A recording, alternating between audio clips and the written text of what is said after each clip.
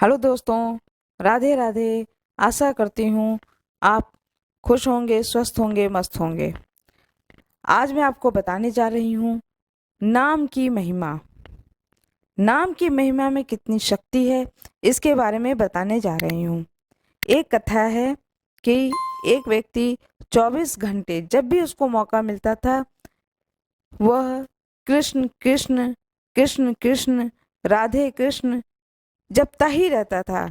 भगवान का नाम जपता ही रहता था। कोई भी कार्य करता था, यदि वो जंगल में जाता था, लकड़ी काटता था, लकड़ी बीनता था, कोई भी कार्य करता था, तो वह ये कृष्ण राधे कृष्ण इस माला को जपता ही रहता था। उसका परिवार था, बच्चे थे, बच्चे बड़े हो गए और वह व्यक्ति बुजुर्ग हो गया। अब नाती पोता हो गया घर के अंदर। वह व्यक्ति काफी बुजुर्ग हो गया। अब वह चल फिर सकने में उसको दिक्कत होने लगी, चलने फिरने में उसे दिक्कत होने लगी। उसका एक कमरा हो गया, उस कमरे में बिस्तर है और घर के पीछे नित्य कर्म, शौच, स्नान आदि निवृत्त होने के लिए जगह थी। जब वो अपने पोता पोतियों को आवाज लगाता था तो कोई आता था, सुनता था उसकी बात को, उसके पकड़ करके कोई बाहर लेके जाता था और निवृत्ति करा देता था। धीरे धीरे और बुजुर्ग हो गए। जब और बुजुर्ग हो गए तो उनकी आंखों से कम दिखाई देने लगा। जब आंखों से कम देने लगा, लेकिन उन्होंने अपना नाम जपना नहीं छोड़ा। वो राधे कृष्ण कृष्ण कृष्ण इस तरह से जपते ही रहते थे। कई बार ऐसा होता था कि रात में वो आवाज लगाते थे, पोता पोती बेटा बहू कोई नहीं सुनता था, परिवार का सदस्य। तो जल्दी जल्दी में उठकर बाहर जा नहीं पाते थे, तो बिस्तर पर ही गीला हो जाता था, या बिस्तर से नीचे उतरते उतरते जगह गीली हो जाती थी। पूरी पूरी रात उसी गीली जगह पर, उसी गीले बिस्तर पर ही वह रहते थे, लेटे रहते थे। अब उनके पास में कोई दूसरा उपचार ही नहीं था। लेकिन इस स्थिति में भी उन्होंने राधे कृष्ण जपना नहीं छोड़ा। एक दिन उन्होंने अपने पोते को आवाज लगाई। पोता तो नहीं आया, लेकिन एक छोटा बालक जरूर आया।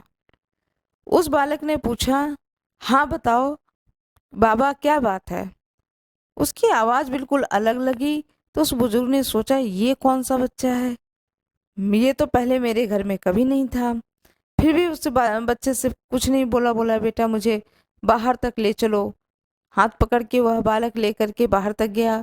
वो निवृत्त हुए। निवृत्त होने के बाद फिर आकर के अपने बिस्तर पर बैठ गए। इस तरह से ये क्रम बन गया कि जब भी रात में उन्हें जरूरत पड़ती थी, वह आवाज लगाते थे तो वह बालक रोज आ जाता था और हाथ पकड़ के उन्हें बाहर तक लेके चला जाता था, फिर लाकर बिस्तर पर बिठा देता था, लिटा देता था। एक दिन उस व्यक्ति को आभास हुआ कि यह मेरा पोता पोती नहीं है, ये जो बालक है ये न मेरा पोता है न मेरी पोती है। यह कौन बालक है जो मैं एक आवाज देता हूँ और यह तुरंत आ जाता है। मेरे बच्चे तो चाहे कितनी आवाज हो, कभी कभी तो आते ही नहीं हैं, और यदि आते भी हैं तो बहुत देर से आते हैं। उन्हें कुछ मन में शंका की भावना आई, तो बोले अच्छा उस बालक से ही पूछ लूंगा तुम कौन हो। फिर जब वो आवाज लगाई तो बालक आया।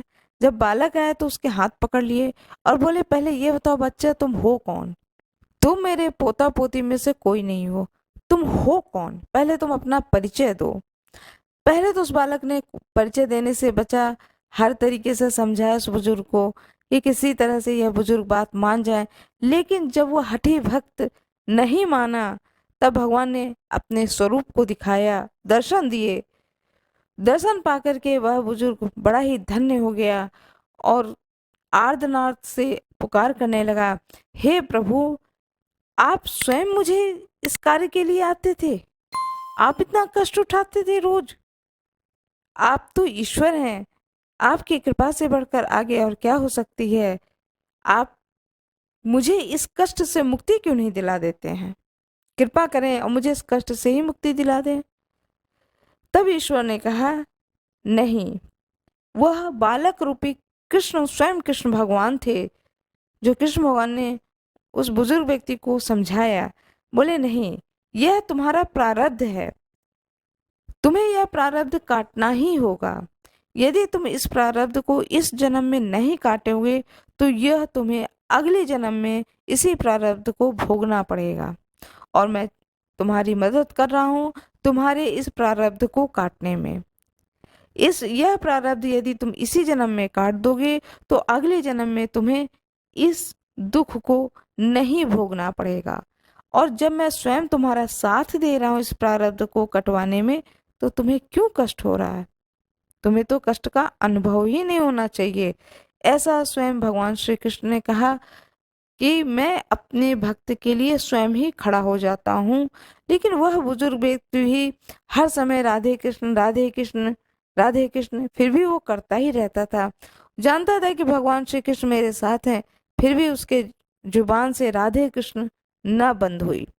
इस तरह से भगवान श्री कृष्ण ने उसके प्रारब्ध को कटवाया और उसे अंतगति को प्राप्त हुई। उस बुजुर्ग व्यक्ति को मोक्ष की प्राप्ति हुई।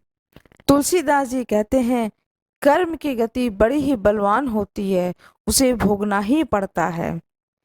जब तक कर्म की गति भोगे न, तब तक इंसान को बार बार इस धरती पर जन्म लेना ही पड़ता है। हाँ, ईश्वर के नाम से उसे उतना कष्ट नहीं होता है।